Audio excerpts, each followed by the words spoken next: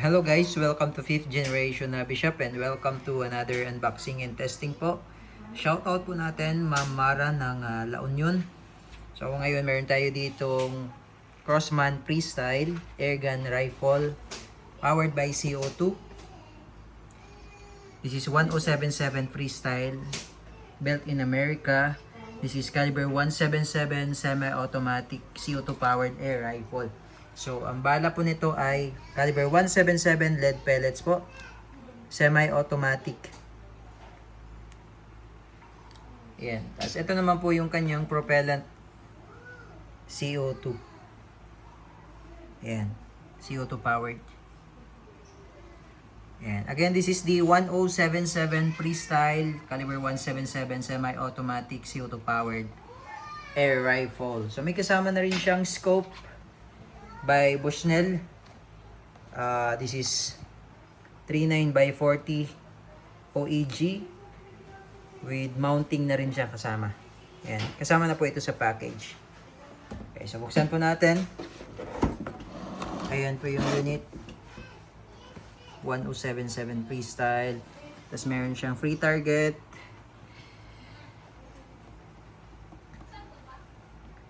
Then 2 rotary magazine included.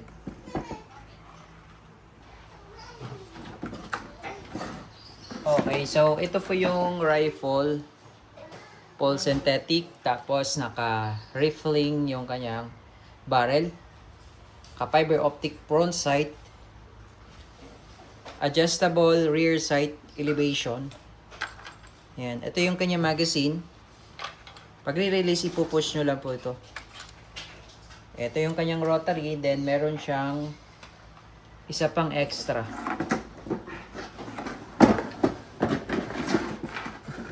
Ito yung extra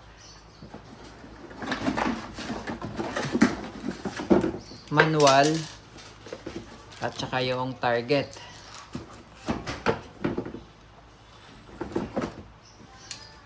Yung magazine. So bali dalawang rotary po yung kasama. Ayan. So ayan po.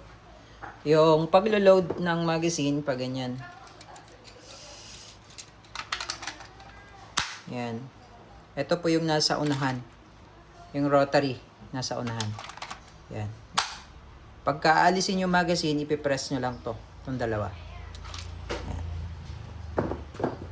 Okay. So, ayan po. Pag i-release naman ng rotary, yung rotary, ito yung lock. Ayan. So, pag ipapasok, lock. Okay, so paglalagyan po ng bala, 12 rounds po siya. So ito yung facing front. Ito yung ating bala na 177 lead. Pag ganyan po yung pasok. Pag ganyan. So ang tatandaan nyo po, yung may gear sa likod. Yan yung gear. Sa likod po siya. Dito kayo maglo-load kasi pag ganyan po yan eh. Ayan. Pag ganyan po yung bala. Okay, yung gear na sa likod. So, pag ganyan yung harap. 12 po yung capacity nito. So, tuloy-tuloy lang po siya. Semi-automatic po. Kalabit lang kayo ng kalabit dito. Hanggang sa maubos po yung 12. Ayan. So, yung isang CO2 po, more or less, nasa dalawang magazine po yun bago maubos. Dalawang magazine. So, meaning, nasa 24 rounds, more or less, yung isang CO2 cartridge. Yung pinakita ko po sa inyo kanina na maliit na tangke. Ito po yun. Yung 12G. So, yung isang ganito, nasa more or less dalawang magazine bago maubos yan. Okay? So, ayan. Ilo-load po natin sa magazine. Ayan. So, tandaan nyo lang po yung nose, yung may butas. Yan po yung harapan. Ayan. Ayan. Tapos, lock. Okay? Tapos, pag i-insert, pag ganyan. So, itong block. Pag ganyan, pasok. So, meron siyang safety cross bolt Yan. Yun nakalagay po. Push par. Sa kabila, push safe. Naka cross bolt po siya. Okay, then ito naman po yung cap. Dito natin ilalagay yung CO2 or yung cartridge. Yan.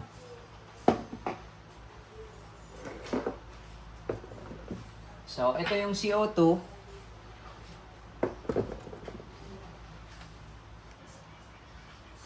Okay, so bali meron siyang free na silicone oil.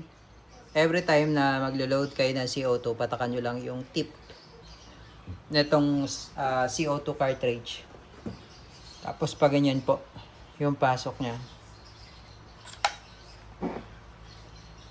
Then, load yung cap.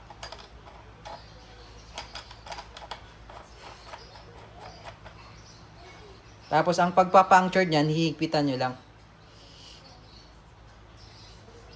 Kahit gamit lang ang kamay, may hihigpitan nyo siya kahit hindi nyo siya gamitan ng flat screw.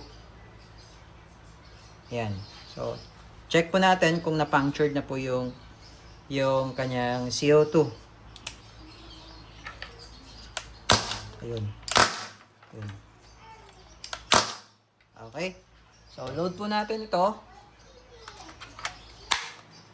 Yan. So, hindi pa po natin kinabit yung scope dahil hindi pa po siya naka-zero.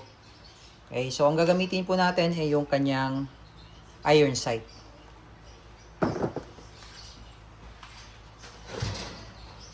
Okay. So, ito po yung ating magiging target.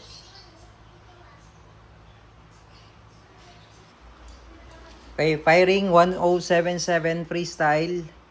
Caliber 177 airgun rifle.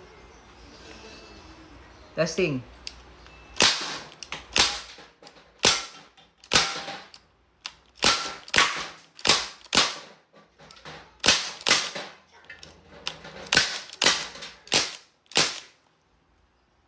Okay. So, ayan po yung damage. So, inubos po natin yung 12 shots. Talagang tagos sa lata. Ayan. Crossman 1077 freestyle.